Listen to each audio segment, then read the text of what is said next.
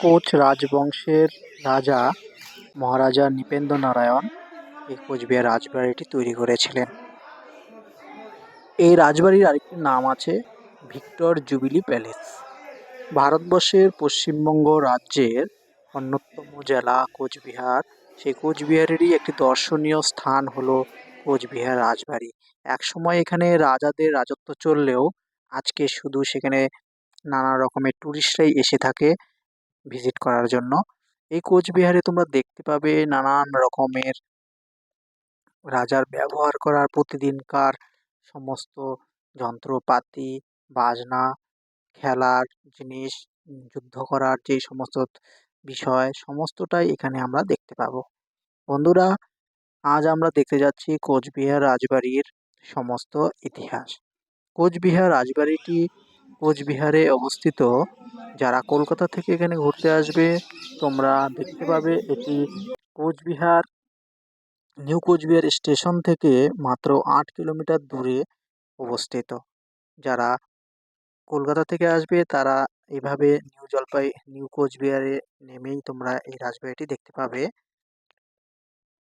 Cooch Behar station থেকে মাত্র 10 থেকে 15 টাকা ভাড়া লাগে। এবং বলে রাখি, এই রাজবাড়িটি প্রতি শুক্রবার করে বন্ধ থাকে পরিচর্যা করার জন্য। তোমরা খাগড়াবাড়ি হয়ে এদিকে ঢোকার পথে রাস্তা থেকেই এই রাজবাড়িটি তোমরা দেখতে পাবে। এবং এই রাজবাড়িতে প্রতিদিন হাজার হাজার মানুষ এখানে ঘুরতে আসে দেখার জন্য। এবং এই রাজবাড়ির জন্য কোচবিহার শহর বিখ্যাত। এবং কোচ বংশের রাজা নৃপেন্দ্র নারায়ণের এই মহান কীর্তি প্রতিদিন হাজার হাজার মানুষ দেখে। 1887 সালে মহারাজা নৃপেন্দ্র নারায়ণের রাজত্বকালে ইংল্যান্ডের বাকিংহাম প্যালেসের আদলে এই রাজবাড়িটি তৈরি হয়েছিল। 1887 সালে এই রাজবাড়ির নির্মাণ কার্য শুরু হয়েছিল। এটি ক্লাসিক্যাল ওয়েস্টার্ন শৈলীর দোতলা ভবন। প্রাসাদের একতলায় বিলিয়ার্ড রুম, গ্রন্থাগার, অতিথিশালা, ভোজন কক্ষ সহ 24টি কক্ষ তোমরা এই রাজবাড়ির মধ্যে দেখতে পাবে। দ্বিতলাতে 15টি শয়নকক্ষ রয়েছে, 3টা রয়েছে বৈঠকখানা, 4টা তোষাখানা রয়েছে, 11টি স্নানঘর সহ মোট 40টি কক্ষ রয়েছে। দক্ষিণের দিকের ঘরগুলিতে রাজা রানী থাকতেন। দ্বিতলে নাচঘরও ছিল বলে জানা যায়। এই প্রাসাদে প্রকাশ্য সিঁড়ি ছাড়াও একাধিক গোল সিঁড়ি রয়েছে। সিঁড়িগুলি কোনোটি কাঠের, কোনোটি লোহার। বেশ কিছু সিঁড়ি গম্বুজের মধ্যে উঠে গিয়েছে। প্রাসাদের পিছন দিকে ছিল পাকশালা, সামনে বারান্দা, লাগোয়া সুন্দর পোর্টিকো। গোটা রাজপ্রাসাদ জুড়ে ছিল মেহগনি কাঠের আসবাবপত্র। রাজবাড়ির একটি দুঃখজনক ঘটনা হলো 1897 সালের 12ই জুন কোচবিহারে এক বিধ্বংসী ভূমিকম্প হয়েছিল, যে কারণে এই রাজবাড়ির ত্রিতলটি ভেঙে যায়। প্রাসাদের ভেতরে অনেক জায়গায় পোড়ামাটির অলঙ্করণ এখনো রয়েছে। একে বাফ কালার টেরাকোটাও বলা হয়ে থাকে।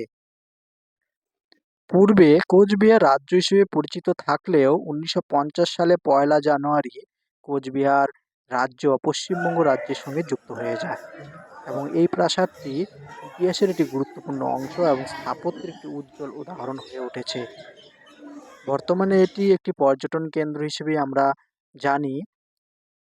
কোচবিহার রাজবাড়ি শুধু একটি স্থাপত্য নিদর্শন নয়, এটি কোচবিহারের সমৃদ্ধ ইতিহাস, সংস্কৃতির ধারক এবং বাহক। বলা হয়ে থাকে প্রায় 500 বছর শাসনকার্য এই রাজার ছিল। 1530 সালে কোচ বংশের রাজা বিশ্বসিংহ এই কোচবিহারে এসে শাসন প্রথম শুরু করেছিলেন। তারপর তার ছেলে নরনারায়ণ এই রাজ্যকে বহুদূর পর্যন্ত বিস্তৃতি দিয়েছিলেন। 1772 সালে ভুটানের সঙ্গে যুদ্ধের ফলে কোচবিহার রাজ ধৈর্যেন্দ্র নারায়ণ ও ওয়ারেন হেস্টিংসের মধ্যে একটি চুক্তি স্বাক্ষরিত হয়েছিল। এর ফলে কোচবিহার ব্রিটিশদের করত রাজ্যে পরিণত হয়েছিল। তারপর এইভাবেই কোচবিহারের অর্ধেক রাজত্ব ব্রিটিশদের দখলে আসতে শুরু করেছিল। সালে ইস্ট ইন্ডিয়া কোম্পানির সঙ্গে চুক্তির মাধ্যমে এই স্থানের একটা নতুন নামকরণ করা হয়েছিল কোচবিহার। কোচ জাতির বাসস্থান হিসেবেই এটা পরিচিতি লাভ করে।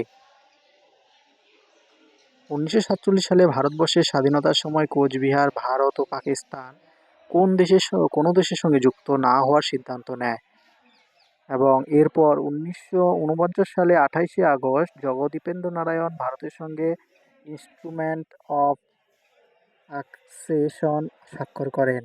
ফলে ওই বছর 12ই সেপ্টেম্বর থেকে কোচবিহার ভারতে কমিশনার শাসিত প্রদেশে পরিণত হয়েছিল। 1950 সালে 1 জানুয়ারি ভারত সরকার ব্রিটিশ আমলের 1935 সালে ভারত শাসন আইনের 290 ক ধারায় প্রাদেশিক আইনের দ্বারা কোচবিহার রাজ্যটিকে পশ্চিমবঙ্গের একটি জেলায় পরিণত করে। তবে কোচবিহার গ্যাজেট অনুযায়ী মহারাজার নির্দেশে এই রাজ্যের সর্বশেষ নামকরণ হয় কোচবিহার। সপ্তদশ শতাব্দীর মধ্যভাগে রচিত শাহজাহাননামা গ্রন্থে কোচবিহার নামটি উল্লেখ রয়েছে। এই ভবনটির আয়তনের প্রায় 51,309 বর্গফুট। রাজবাড়ির সামনে রয়েছে এক প্রশস্ত চওড়া রাজপথ, যার দুই ধারে নানা রকমের গাছের সম্ভার দেখতে পাওয়া যায়। ভিতরে একটি ছোট্ট সুন্দর সুসজ্জিত উদ্যানও রয়েছে এবং একটি পুকুর রয়েছে বড় মাপের, যেখানে ছোট বড় কচ্ছপ থেকে শুরু করে অনেক পুরনো পুরনো মাছ এখানে এখনো রয়েছে। বাসে করে কেউ যদি এখানে ঘুরতে আসো তাহলে কোচবিহার বাস স্ট্যান্ড থেকে মাত্র 2 মিনিটের রাস্তা। 2 মিনিট হাঁটলেই আমরা এই প্রাসাদে প্রবেশ করতে পারবো। প্রাসাদের সম্মুখভাবে তোমরা দেখতে পাবে সিংহদুয়ার নির্মিত গেট। সিংহদুয়ারে রয়েছে কোচ রাজাদের প্রতীক চিহ্ন রয়েছে। রাজবাড়িতে প্রবেশের পূর্বেই টিকিটের ব্যবস্থা রয়েছে। এখন বর্তমানে রাজবাড়ির টিকিট মূল্য রয়েছে 25 টাকা, যা বর্তমানে অনলাইন থেকেও কাটা যেতে পারে। Teesta Torsa express, Uttarbanga express, Saraighat express, Kamrup express, Kanchenjunga express এ ধরনের আরও নানান রকমের ট্রেন কলকাতা হাওড়া হয়ে আমাদের কোচবিহারের উপর দিয়ে চলাচল করে। তাছাড়াও দক্ষিণের যত ট্রেন আছে প্রায় বেশিরভাগ ট্রেনগুলোই কিন্তু এদিকে যদি উত্তর পূর্ব দিকে এই কোচবিহারের রাজবাড়ির পাশ দিয়েই যায় এবং কোচবিহার রাজবাড়ি থেকে মাত্র 8 কিলোমিটার দূর নিউ কোচবিহার স্টেশনে কিন্তু প্রতিটি ট্রেনেরই স্টপেজ রয়েছে, তো যে কেউ স্টপেজ ধরে আসতে পারে। তাছাড়াও শিলিগুড়ি বাগডোগরা রয়েছে আমাদের প্লেন। সো প্লেনে করেও কেউ যদি আসে ওপর আকাশপথে, তারাও এসে নিউ কোচবিহারে কিন্তু রয়েছে আমাদের বিমানপথ, সেই বিমানপথ দিয়েও তারা আসতে পারে। এবং অবশ্যই তোমরা শুক্রবারটি বাদ দিয়ে আসবে, কেননা শুক্রবারে এই রাজবাড়ি পরিচর্যার জন্য রাখা হয়, তাই শুক্রবার করে মোটামুটি বন্ধই থাকে। তো এমনি তুমি ঢুকতে পারো, ভেতরে যেতে পারো, কিন্তু ভেতরে একদম রাজপ্রাসাদের ভেতরে ঢুকতে দেওয়া হয় না।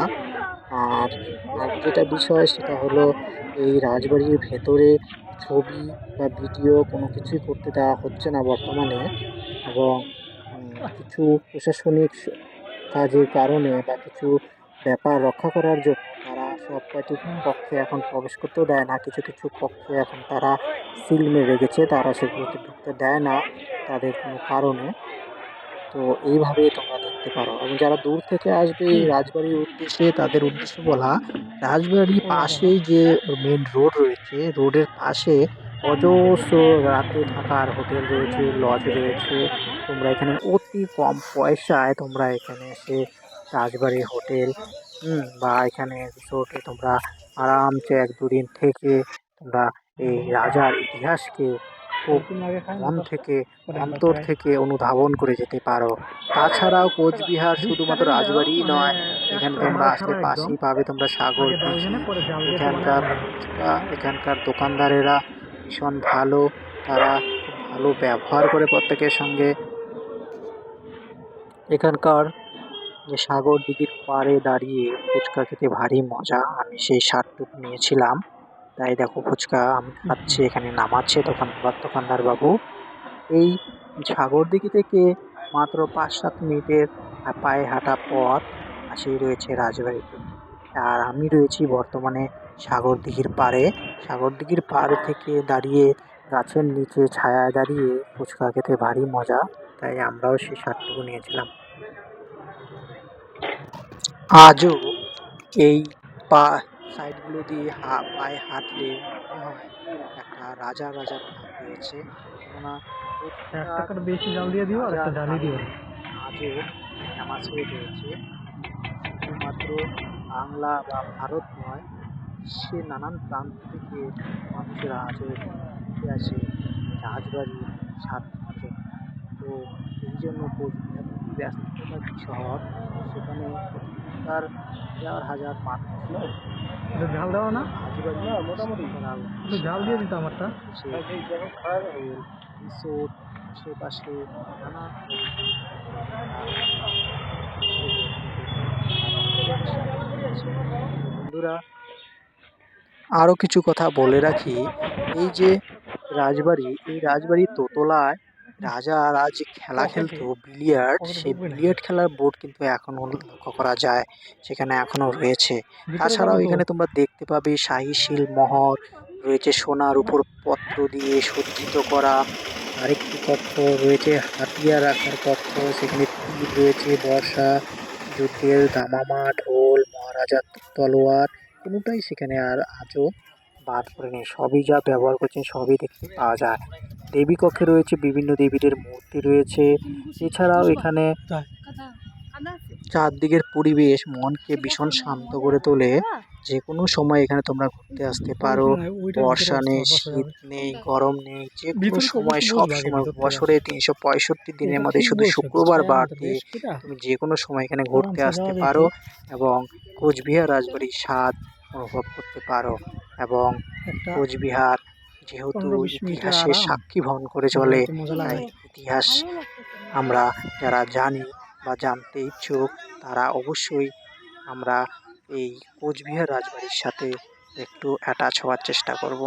এবং এই রাজবাড়ি মনে হচ্ছে তোমার সঙ্গে কথা বলে তুমি যখনই এখানে ঘুরতে আসবে এখানকার পুরনো স্মৃতির সাথে নিজেকে জড়িয়ে তুলবে, মনে হবে যেন আজও সেইখানে রাজারা অবস্থান করেন।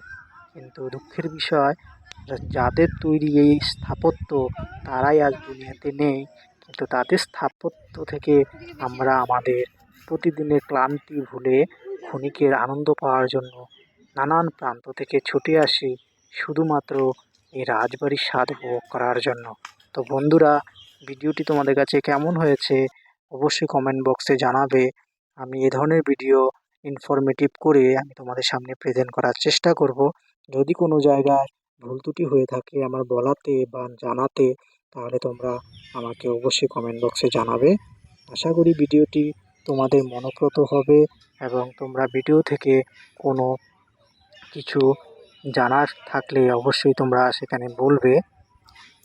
আমি যা দেখেছি, শুনেছি, বুঝেছি আমি তাই তোমাদের সামনে প্রেজেন্ট করেছি।